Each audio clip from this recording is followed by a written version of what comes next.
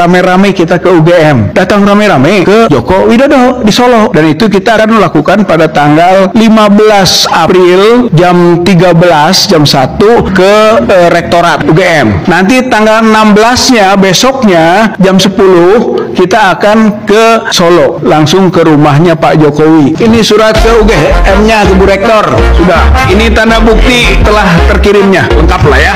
Ini luar biasa, salut dan angkat topi ya kepada abang kita Dr. Rismon Hasiholan Sianipar, sarjana teknik elektro, yang sudah memberikan kontribusi kepada bangsa ini dalam hal pembuktian ijazah palsu Joko Widodo, yang tidak lain adalah upaya kami di mana kami telah melaksanakan hampir 3 jilid daripada, atau sudah 3 jilid ya, persidangan. Jawaban UGM terhadap apa yang beliau sampaikan ini sangat tidak layak ya, atau abal-abal. Harusnya yang dilakukan adalah ketika mendengarkan ada hal tersebut, lakukan uji karbon di lembar pengesahannya. Itu tanah UGM, tanah milik Sultan, tapi biaya operasionalnya adalah biaya rakyat. Maka rakyat berhak tahu ya, se-Indonesia ini berhak tahu ya, bahwa produk daripada UGM itu menghasilkan seorang presiden 2 periode ya, yang kita tahu banyak kontroversinya ya, banyak hal-hal yang dirusaknya. Luar biasa ini gitu. Kini jadi bumerang bagimu.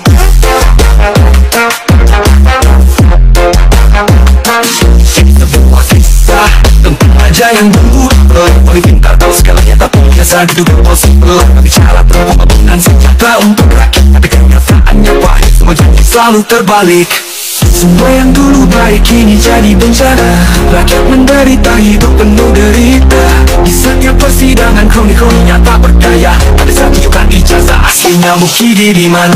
Wahai Mukidi, semua janji-janjimu palsu. Wahai Mukidi, janji-janjimu hanya untuk keluargamu. Wahai Mukidi, Mukidi tahu siapa dirimu. Wahai Mukidi, gimana sebenarnya ijazah aslimu?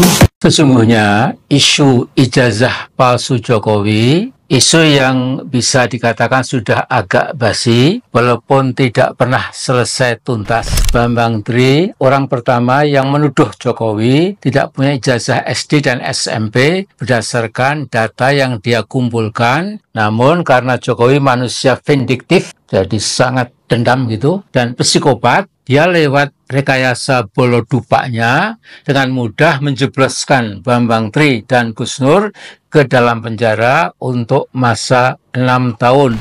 Menanggapi hukuman penjara 6 tahun yang jelas zalim itu, Gus Nur hanya berucap, saya menyerahkan semuanya pada Allah. Insya Allah pengadilan Allah yang nanti akan berlaku. Nah, terbukti benar harapan atau doa Gus Nur itu. Bangsa Indonesia dikejutkan oleh seorang alumni UGM dari Fakultas Teknik bernama Rismon Hasiholan Sianipar, seorang ahli forensik digital, pendidikan luar negeri, kemudian juga membedah secara komprehensif dan total tentang kepalsuan ijazah Jokowi.